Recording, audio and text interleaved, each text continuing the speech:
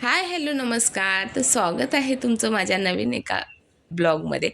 तर बघा, आता म्हणाल की एवढं जेवण कशासाठी? तर भट्ट्यावर का चाललंय? तर मैत्रिणीचा होता बर्थडे आणि तिच्या इथं होती सत्यनारायणची पूजा. तर सत्यनारायणच्या पूजेला आमचं नेहमी म्हणजे प्रत्येकीच्या घरी जरी काही कार्यक्रम असला तर आम्ही सगळ्याजणी मिळूनच जेवण बनवतो. कोणता आचारी नसतो. कारण की प्रत्येकाचं थोडं, थोडं, थोडं, थोडं नॉलेज असतं ते घेऊन जेवण बनवत असतो. तर इथं बघा सगळ्या भाज्या फ्राय करून घ्यायच्या, जसं की फ्लावर, बटाटा, गाजर, बीन्स, नंतर पनीर, म्हणजे सगळ्या भाज्या आपल्याला या मिक्स व्हेज भाजीसाठी फ्राय करून घ्यायच्यात. तर मला ही पूर्ण रेसिपी तुम्हाला दाखवायची होती, परंतु असं झालं की एवढी घाई असते ना या वेळेमध्ये.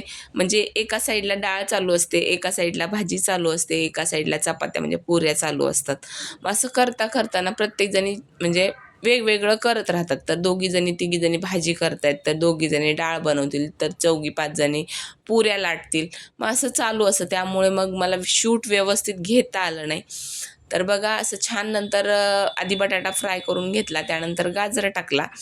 गाजर टाकल्याच्या नंतर आपल्याला जास्त वेळ नाही करायचा आहे.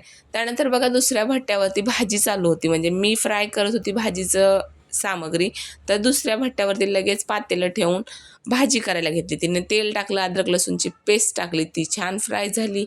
त्यानंतर तिने कांदा टाकून घेतला. तसंच टोमॅटो, कांदा हे मसाले म्हणजे वाटण जे आहे ते आम्ही काल रात्रीच बनवून ठेवलं होतं. तर नंतरच्याला बघा हे सगळं झाल्याच्यानंतर मी फ्लावर तळायला घेतला. फ्लावर हा गरम पाण्यामध्ये थोडासा धुवून घेतला आहे स्वच्छ, कारण की आत्ता पावसाळ्यामध्ये फ्लावर चांगला येत नाही. तर त्यानंतर आपलं पनीर आहे, ते पनीरही थोडं आपल्याला फ्राय करून घ्यायचं आहे. आणि जास्त वेळ फ्राय केलं तर तुम्ही बघा की म्हणजे चिवट होतं जास्त वेळ भाजीमध्ये उकळल्यानंतर. त्यानंतर बघा सगळं जेवण बनवायला आम्हाला 6 वाजले. त्यानंतर 8 वाजता सगळ्या मुलांची म्हणजे लहान मुलांची जेवण आम्ही करून घेतली. कारण की मोठे माणसं जे कामावूनच आले नव्हते, त्यामुळे मग सगळे माणसं एकत्र जेवतात. त्यामुळे मग लहान मुलांची आधी पंगत बनवून घेतली. आणि बघा ह्या म्हणजे माझ्या मैत्रिणीच्या घरामध्ये ही एवढी राधाकृष्णाची मोठी फ्रेम आहे ना, भिंतीला बनवलेली फ्रेम आहे ही. जर तुम्हाला या घराचा होम टूर पाहिजे असेल ना, तर मला नक्की कमेंट करा.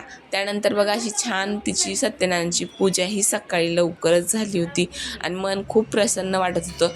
आणि विशेष करून तिने स्वतःच्या बड्डे दिवशी वेगळं काहीतरी न करता पूजा घालून सगळ्यांना जेवण घातलं. आणि बघा इथे भाजी वगैरे पोरांना वाढण्यासाठी काढली होती. तसेच शिरा पण होता, शिरा प्रसादाचा असतो. आणि लाडूमध्ये तिने गव्हाच्या पिठाचे त्यांचे गुजराती टाईपमध्ये लाडू बनवले होते. तर कोणाकोणाला माहिती आहे ते नक्की सांगा. तर बघा इथे शिरा छान बनवला होता. तर भाजी बघा इथं क्वांटिटी भरपूर होती, परंतु आता मुलांचं वगैरे जेवणं झाले त्यामुळे मग संपली आहे भाजी.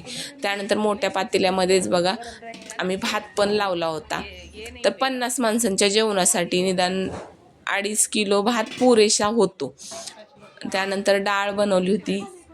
तर बघा इथे वाढता वाढता इथे मजाक मस्ती, पुऱ्या, पापड सगळं वाढता वाढता आमचं मजाक मस्ती चालू होती. आणि खूप छान वाटतं असं एकत्रपणे करताना. आणि आता हिचं होतं बड्डे सेलिब्रेशन. तर बघा आता बड्डे सेलिब्रेशन करायचं होतं, कारण की छोटासा आम्ही केक आणला होता आणि तेवढ्यात म्हटलं की चला तयारच आहे तर बड्डे सेलिब्रेशन करून घेऊया. आणि इथे बघा व्हिडिओ काढायला पोरच नाहीत, कारण की पोरांची मस्ती एवढ्या जोरात असते ना. तर बघा इथं माझा पण अवतार थोडं दुर्लक्ष करा.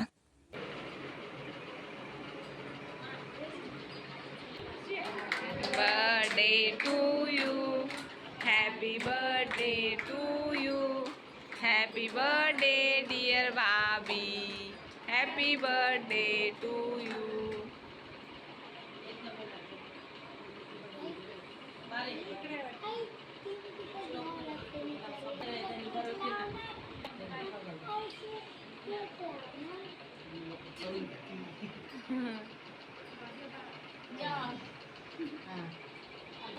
पडायला पाहिजे. नाव म्हणलं आजचा दिवस निकाला निकाला. अरे नाही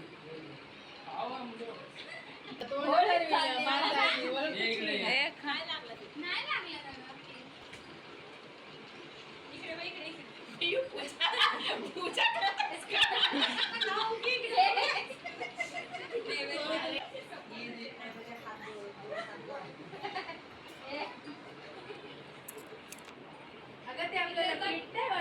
त्यानंतर सगळ्यांची जेवणं झाले, म्हणजे जेवढ्या लेडीज वगैरे ज्या बाहेरच्या होत्या त्या, आणखीन माणसं वगैरे सगळे जेंट्स पुरुष वगैरे सगळ्यांची जेवणं झाली. त्यानंतर आम्ही बघा मैत्रिणी बसलो, तर एकत्रच बसलो होतो. स्वतः स्वतः वाढून घ्या आणि खा, तर या तुम्ही पण जेवायला. आणि जेवण खूप छान झालं होतं. आणि इकडे बघा मुलांची मस्ती चालू होती, त्यामुळे मग जास्त व्हिडिओ घेता आला नाही. व्हिडिओ आवडला तर नक्की लाईक करा, शेअर करा आणि सबस्क्राईब करा. धन्यवाद.